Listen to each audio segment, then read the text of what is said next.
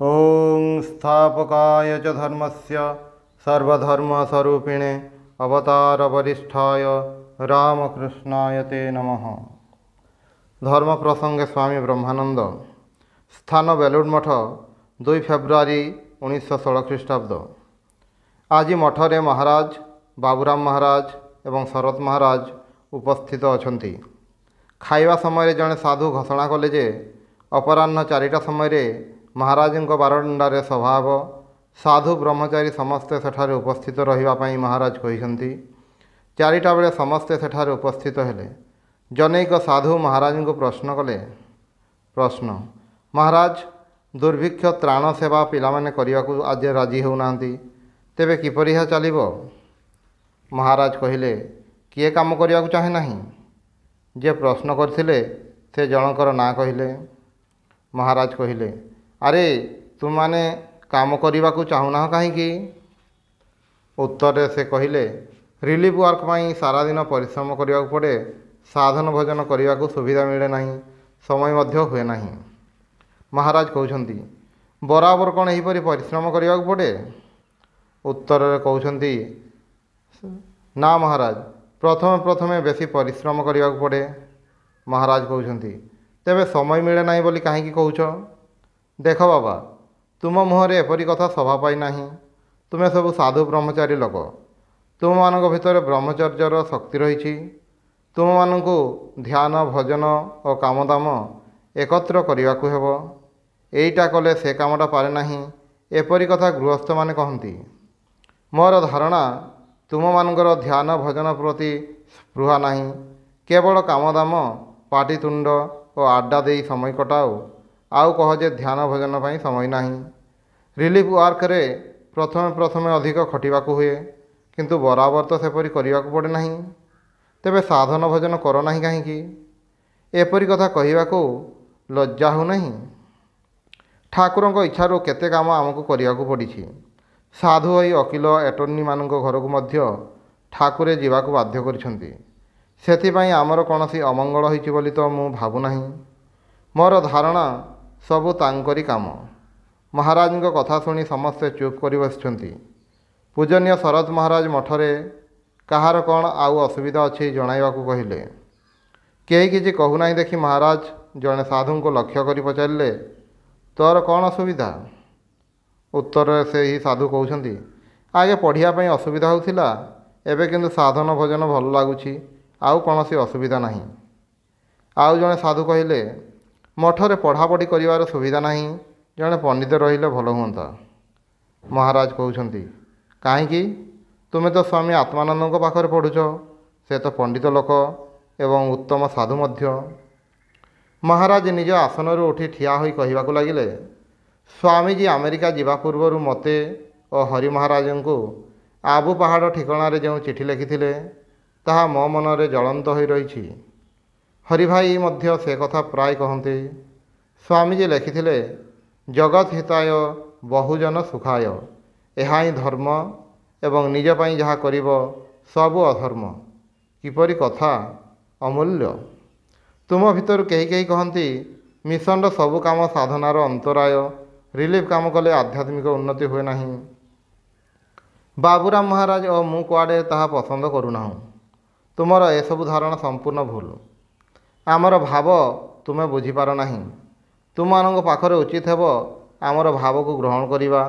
मु बारंबार एक कथा कही थाई एवं एबे मध्य कहूछि जे दुर्भिक्ष त्राण सेवा कार्य इत्यादि जेकोसी कार्य करना कहीं सकाळ संध्यारे एवं कर्मसारी शेषरे थरे भगवानकर नाम नेब, जप ध्यान करिब। स्वामीजी प्राय कहते वर्क एंड वर्शिप, काम कर जप ध्यान मध्य कर। तेबे कौनसी कामर चाप जोगु दिने अधे ताहा करिहेला नहीं, ताहा अलगा कथा। दिन राति किए जप ध्यान करिपारे कि? अतएव निष्काम कर्म करिबा भल। जदि ताहा न करिब नाना प्रकार कुचिंता मनरे पशिब, ताहा अपेक्षा उत्तम कार्य करिबा कौन भल नुहे?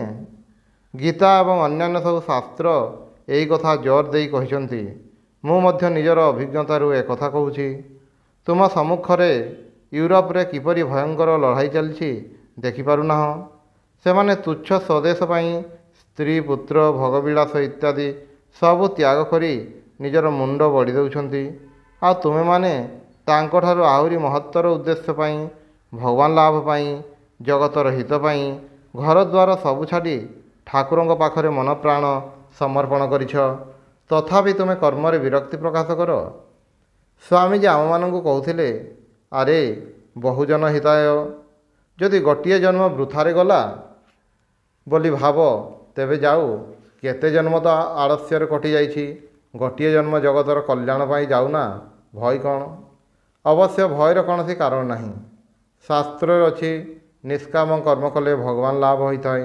ଗୀତାରେ ଅଛି, କର୍ମଣ୍ୟୈବ ହି ସଂସିଦ୍ଧିମ୍ ଆସ୍ଥିତା ଜନକାଦୟ ଅସକ୍ତଃ ହ୍ୟାଚରନ୍ କର୍ମ ପରମାପ୍ନୋତି ପୁରୁଷଃ। ଗୋଟିଏ ଗେରୁଆ ବସ୍ତ୍ର ପିନ୍ଧି ହୃଷିକେଶ ଯାଇ 2ଟି ରୁଟି ଭିକ୍ଷା କରି ଖାଇ 2-4ଟି ଶ୍ଳୋକ ମୁଖସ୍ଥ କଲେ କ'ଣ ଜଣେ ସାଧୁ ହୋଇଯିବ? ଦେଖୁଛି ତ ତୁମ ଭିତରୁ ଯେଉଁମାନେ ହୃଷିକେଶ ଯାଇଥିଲେ ତାଙ୍କର କିପରି ଆଧ୍ୟାତ୍ମିକ ଉନ୍ନତି ହୋଇଛି। କିଏ ହୁଏତ ରୋଗରେ ପଡ଼ି ପୁନର୍ବାର ମିଶନର ଆଶ୍ରୟକୁ ଆସିଲା। କାହିଁକି ଏପରି ବୈରାଗ୍ୟ ନାହିଁ ଯେ ଗଛ ତଳେ ପଡ଼ି ରହିବି? ମିଶନର କାମ କରିବି ନାହିଁ ବୋଲି ଚାଲିଗଲି, କିନ୍ତୁ ପୁନର୍ବାର ସେହି ମିଶନର ସେବା ଗ୍ରହଣ କରିବା ପାଇଁ ଆସିବି। 2 ମାସ ହୃଷିକେଶରେ, 2 ମାସ ଲକ୍ଷ୍ମଣ ଝୁଲାରେ, 2 ମାସ କନଖଲରେ, 2 ମାସ ଉତ୍ତରକାଶୀରେ, 2 ମାସ ରାମେଶ୍ୱରରେ। ଏହି ଭାବରେ ଏଠି ଭଲ ଲାଗୁନାହିଁ ସେଠାକୁ, ସେଠାରୁ ଅନ୍ୟତ୍ର ଏପରି ବୁଲୁଥିବ। ଯୌବନରେ ଯଦି ଏହି ଭାବରେ ଘୁରି ବୁଲିବ, ତେବେ ଶେଷ ବୟସରେ ଯାଯାବରଙ୍କ ପରି ଜୀବନ ଅତି ଦୁଃଖରେ କଟାଇବ। ଆମ ଦେଶରେ 2-4ଟି ସାଧୁ ମିଳିବେ ଯେଉଁମାନଙ୍କ ସହିତ ମିଳାମିଶା କରିହେବ। ବାକି ସବୁ ଏହି ଶ୍ରେଣୀ ଅନ୍ତର୍ଭୁକ୍ତ। 2-4ଟି ଶ୍ଳୋକ ମୁଖସ୍ଥ କରିଛି ଏବଂ ତାକୁ ବାରମ୍ବାର ଆବୃତ୍ତି କରୁଛି, ବାସ୍ ଏତିକି। ସ୍ୱାମୀଜୀଙ୍କର ଏହି ମଠ ସ୍ଥାପନ କରିବା ଉଦ୍ଦେଶ୍ୟ, ପରେ ଯେଉଁମାନେ ସାଧୁ ହେବେ ସେମାନେ ଯେପରି ଏପରି ଜୀବନ ନ କଟାଇ ଆଦର୍ଶ ପ୍ରତି ଅନୁଗତ ହୁଅନ୍ତି, ନଚେତ୍ ସେ ତ ସୁଖର ଜୀବନ କଟାଇ ଯାଇ ପାରିଥାନ୍ତେ। ଏତେ କଷ୍ଟ କରି ମଠ ତିଆରି କରିବାର କ'ଣ ପ୍ରୟୋଜନ ଥିଲା? ସ୍ୱାମୀଜୀ ଦିନେ କହିଥିଲେ, ଦେଖ ଆଜିକାଲି ଯେଉଁ ସବୁ ପିଲାମାନେ ଆସିବେ ସେମାନେ ତ ଦିନରାତି ଧ୍ୟାନ ଭଜନ କରିପାରିବେ ନାହିଁ। ତେଣୁ ଏସବୁ ସେବା କାର୍ଯ୍ୟ ଇତ୍ୟାଦି ତାଙ୍କ ପାଇଁ ଉନ୍ମୁକ୍ତ ରହିଲା। ଦିନ ରାତି ଯଦି କେହି ଧ୍ୟାନ ଭଜନ ପାଠ କରି ସମୟ କଟାଇ ପାରେ ସେ ତ ଅତି ଉତ୍ତମ କଥା, କିନ୍ତୁ କାର୍ଯ୍ୟ ତ ତାହା ହୁଏ ନାହିଁ। ଶେଷରେ ଆଳସ୍ୟକୁ ଆଶ୍ରୟ କରି ରହେ। ଭଲ କାମରେ ଭଲ ଫଳ ନିଶ୍ଚିତ ରହିବ, ତାହା ଯିବ କୁଆଡ଼େ? ସେହି ଫଳ ତୁମ ମୁକ୍ତିର ପଥ ପରିଷ୍କାର କରିଦେବ। ଦେଖୁଛି ହୃଷିକେଶରେ ଯେଉଁମାନେ 2-4 ବର୍ଷ କଟାଇ ଆସୁଛନ୍ତି ସେମାନଙ୍କ ତୁଳନାରେ ଯେଉଁମାନେ ଗୋଟିଏ ସ୍ଥାନରେ ସ୍ଥିର ହୋଇ ଧ୍ୟାନ ଭଜନ କାମଦାମ କରି ରହିଛନ୍ତି ସେମାନଙ୍କର ଅଧିକ ଉନ୍ନତି ହୋଇଛି। ଏହି କଥା ଭଲ ଭାବରେ ମନେ ରଖିବ। ଯେଉଁମାନେ କାମରେ ଫାଙ୍କି ଦେବେ ସେମାନେ ନିଜେ ଫାଙ୍କିରେ ପଡ଼ିବେ। ସ୍ଥାନ ବେଲୁର ମଠ, 1918 ଖ୍ରୀଷ୍ଟାବ୍ଦ। ଭଗବାନଙ୍କ ନାମ ଜପ କଲେ ଦେହ ମନ ଶୁଦ୍ଧ ହୋଇଯାଏ। ତାଙ୍କ ନାମରେ ଏପରି ବିଶ୍ୱାସ ରହିବ ଯେ ମୋର ପୁଣି ଭୟ କ'ଣ, ବନ୍ଧନ କ'ଣ, ତାଙ୍କର ନାମ ଜପ କରି ମୁଁ ଅମର ହୋଇଯାଇଛି, ଏପରି ବିଶ୍ୱାସ ରଖି ସାଧନ କରିଯିବାକୁ ହେବ। ସାଧନ ଭଜନ କରିବାର ଉଦ୍ଦେଶ୍ୟ କ'ଣ? ତାଙ୍କୁ ଜାଣିବା, ତାଙ୍କର କୃପା ଲାଭ କରିବା। କାମକାଞ୍ଚନରେ ମନ ମଳିନ ହୋଇ ରହିଛି, ମନ ଉପରେ ମଇଳା ପଡ଼ିଛି, ତାକୁ ଧୋଇ ପରିଷ୍କାର କର। କେତେ ଜନ୍ମ ଧରି ମଇଳା ପଡ଼ି ପଡ଼ି ମନ ମଇଳା ଗଦାରେ ପରିଣତ ହେଲାଣି। ତାକୁ ଧୋଇ ପରିଷ୍କାର ନ କଲେ 1000 ଚେଷ୍ଟା ସତ୍ତ୍ୱେ କିଛି ହେବ ନାହିଁ। ଚିତ୍ତ ଶୁଦ୍ଧ ନହେଲେ ତାଙ୍କର କୃପା ଲାଭ ହେବ ନାହିଁ। ଠାକୁରେ ଗୋଟିଏ ସୁନ୍ଦର ଉପମା ଦେଉଥିଲେ। ଛୁଞ୍ଚି ଦେହରେ ମାଟି ଲାଗିଥିଲେ ଚୁମ୍ବକ ତାକୁ ଆକର୍ଷଣ କରେ ନାହିଁ। ମାଟିକୁ ଧୋଇଦେଲେ ତାପରେ ତାକୁ ଚୁମ୍ବକ ଟାଣେ। ତାଙ୍କର ସ୍ମରଣ ମନନ କଲେ, ସରଳ ପ୍ରାଣରେ ତାଙ୍କୁ ପ୍ରାର୍ଥନା କଲେ, ହେ ଈଶ୍ୱର, ଏପରି କର୍ମ ଆଉ କରିବି ନାହିଁ ବୋଲି ଅନୁତାପ କଲେ, ଖୁବ୍ ବ୍ୟାକୁଳ ହୋଇ କାନ୍ଦିଲେ, ମନର ମଇଳା ଧୋଇ ହୋଇଯାଏ। ସେତେବେଳେ ଈଶ୍ୱର ରୂପକ ଚୁମ୍ବକ ମନରୂପୀ ଛୁଞ୍ଚିକୁ ଟାଣି ନିଅନ୍ତି। ମନ ଶୁଦ୍ଧ ହେଲେ ତାଙ୍କର କୃପା ଲାଭ ହେବ। କୃପା ଲାଭ ହେଲେ ଦର୍ଶନ।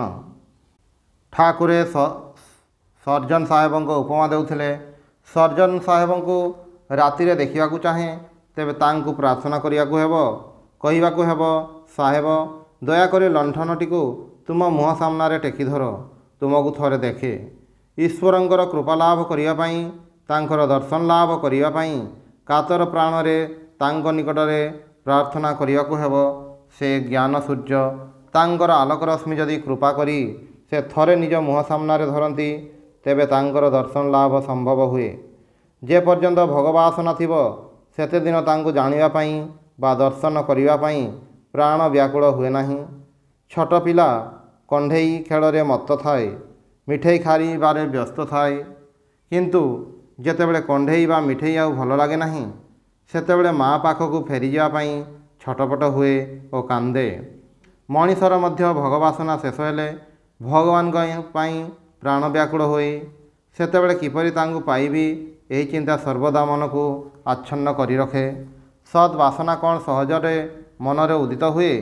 ଯେଉଁମାନଙ୍କ ମନରେ ସତ୍ ବାସନା ଜାଗିଛି ସେମାନଙ୍କ ଉପରେ ଭଗବାନଙ୍କର ବିଶେଷ କୃପା ଅଛି ବୋଲି ଜାଣିବ। ଏହି ମହାମାୟାଙ୍କ ରାଜ୍ୟରେ ମଣିଷ କେତେ ପ୍ରକାର ଆଘାତ ପାଏ, କେତେ କଷ୍ଟ ପାଏ, ତଥାପି କ'ଣ ରାସ୍ତା ବଦଳାଇବାକୁ ଚାହେଁ? କିଏ ଯଦି ସତ୍ ପରାମର୍ଶ ଦିଏ ତେବେ ରାଗିଯାଏ, ଏହା ହିଁ ଆଶ୍ଚର୍ଯ୍ୟର କଥା। ଜାଣେ ଯେ ନିଆଁରେ ହାତ ଦେଲେ ହାତ ପଡ଼ିଯିବ, ତଥାପି ବାରମ୍ବାର ସେଥିରେ ହାତ ପୁରାଇବ। କେବଳ ସେତିକି ନୁହେଁ, ଆହୁରି 10 ଜଣଙ୍କୁ ଡାକି ନେଇଯିବ। ଯଦି କିଏ ତା'ର କଥାକୁ ନ ମାନେ ତେବେ ତାକୁ ପାଗଳ ବୋଲି କହିବ। ସମ୍ଭବ ହେଲେ ମାଡ଼ପିଟ କରିବାକୁ ବି ଛାଡ଼ିବ ନାହିଁ।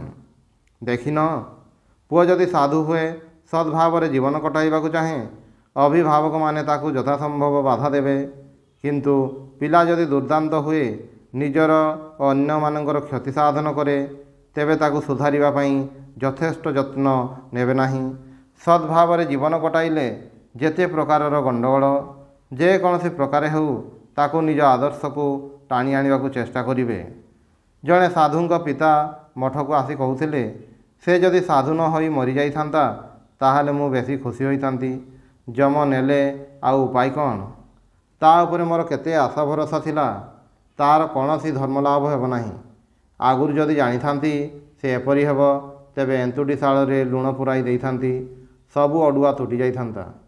ଏହାରି ନାମ ସଂସାର। ସେମାନେ ଏକଥା ବୁଝନ୍ତି ନାହିଁ ଯେ ପୁଅ ଯଦି ଭଲ ସାଧୁ ହୁଏ ସେମାନଙ୍କର ମଧ୍ୟ କଲ୍ୟାଣ ହେବ। ଓಂ ଶାନ୍ତି ଶାନ୍ତି ଶାନ୍ତି। ହରି ଓಂ ତତ୍ସତ୍।